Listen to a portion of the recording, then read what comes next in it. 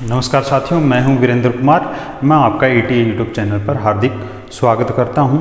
आज का विषय रहेगा हमारा घर्षण कोण कैसे हम निकालते हैं और उससे रिलेटेड क्या क्या प्रॉब्लम होती हैं। ठीक है, तो आइए हम घर्षण कोण के बारे में जान लेते हैं।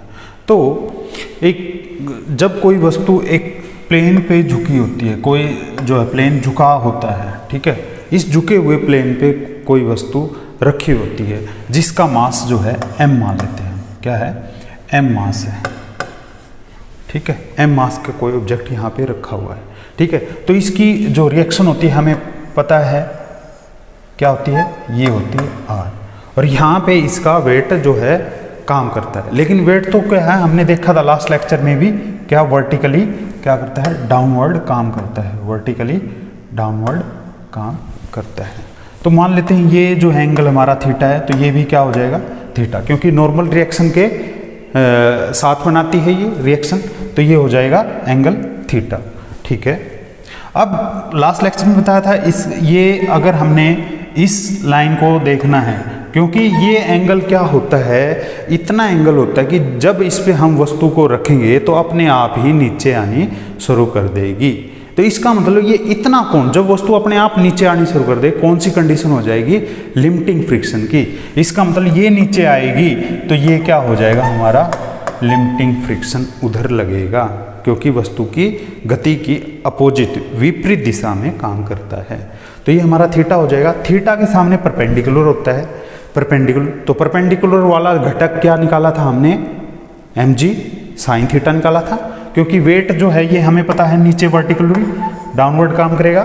जो मास m था, ठीक है, मास m था, तो वेट क्या हो जाएगा, m इंटू जी, तो ये mg लगेगा यहाँ पे। ठीक है, तो ये वाला जो कंपोनेंट हो जाएगा क्या, mg साइन थीटा, और ये वाला कंपोनेंट क्या हो जाएगा भाई, mg कोस थीटा। क्या हो जाएगा, mg कोस थीटा। ठीक है, हम ट्रायंगल बना के थीटा के सामने जो लंब होता है वो हमें पता है, वो वाले फार्मूले यूज करके हम इन कंपोनेंट को, इन घटकों को निकाल सकते हैं, जैसा कि प्रीवियस लेक्चर में, लास्ट लेक्चर में हमने किया था।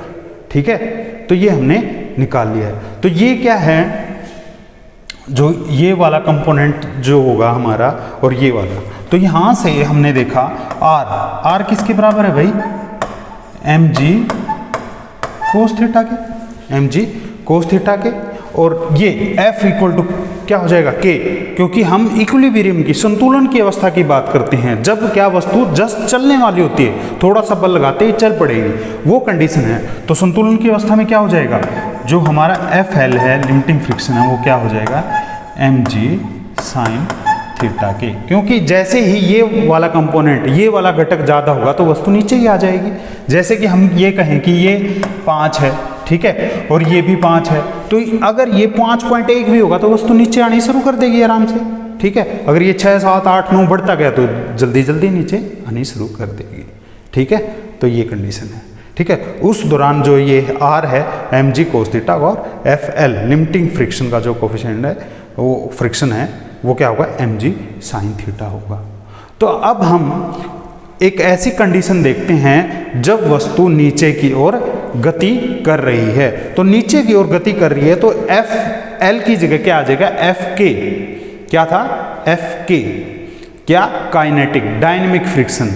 ठीक है, जब वस्तु चल रही है तो गतिक फ्रिक्शन को FK से रिप्रेजेंट करेंगे। ठीक है, तो वो वाला केस भी एक बार स्टडी कर लेते हैं। ठीक है, वस्तु में त्वरण एक्सेलरेशन बताना है जब वस्तु एक झुके हुए तल पर नीचे की ओर आ रही है, नीचे की ओर आ रही है, इसका मतलब गति कर रही है, और गति कर रही है तो कौन सा, गतिक फ्रिक्शन काम करेगा, FK काम करेगा। ठीक है, तो हम एक बार एक डायग्राम बना लेते हैं, फिगर बना लेते हैं।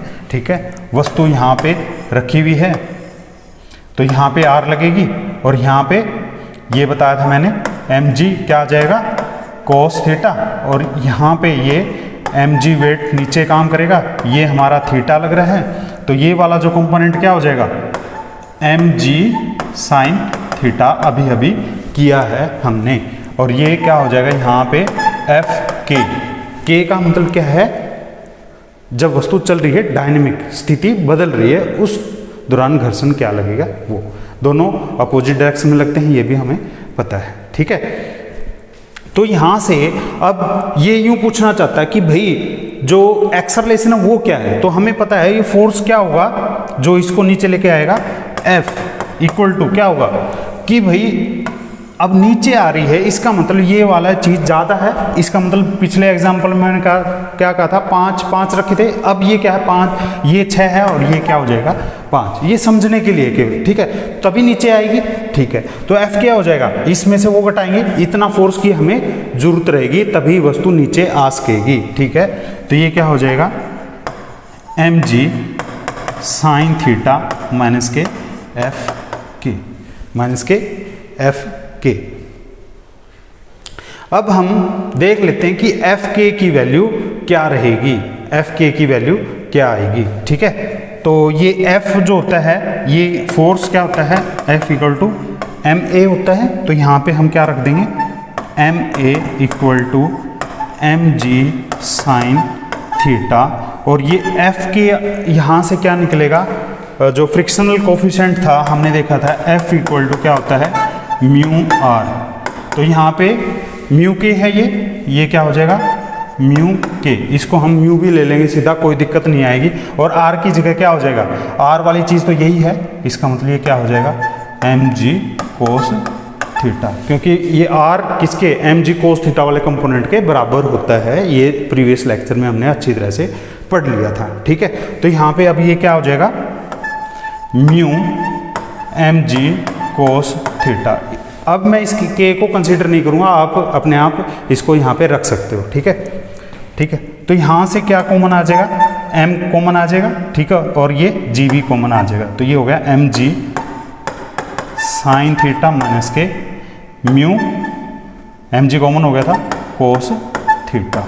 ठीक है, तो यहाँ पे एम ए था, तो ये m से m कैंसिल हो जाएगा, a क्या हो जाएगा g into sine theta minus K mu cos theta.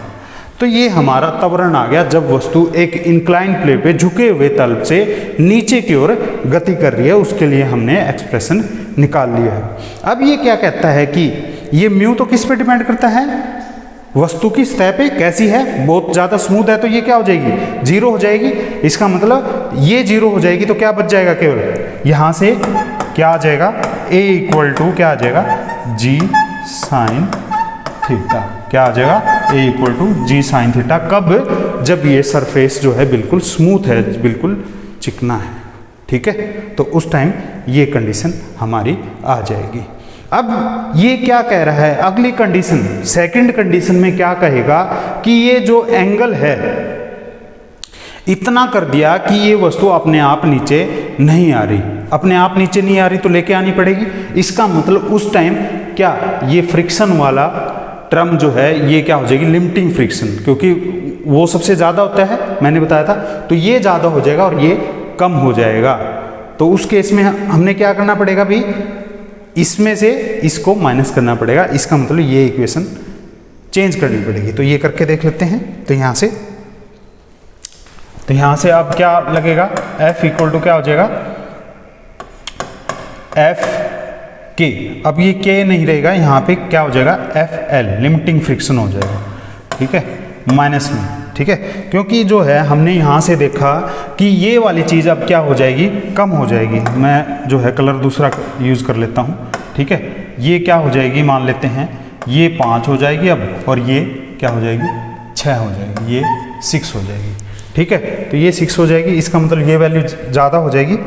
ठीक है, तो ये हो जाएगा F L minus K M G sine theta, और ये टर्म हमें पता है कितनी थी भाई, म्यू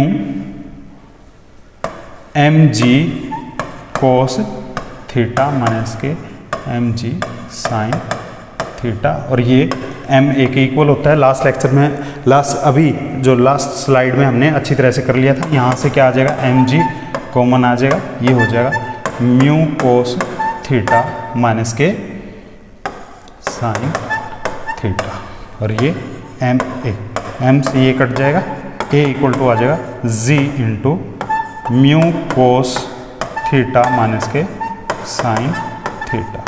तो ये आ जाएगा हमारा त्वरण जब वस्तु किसी झुके हुए तल से नीचे की ओर आ रही है।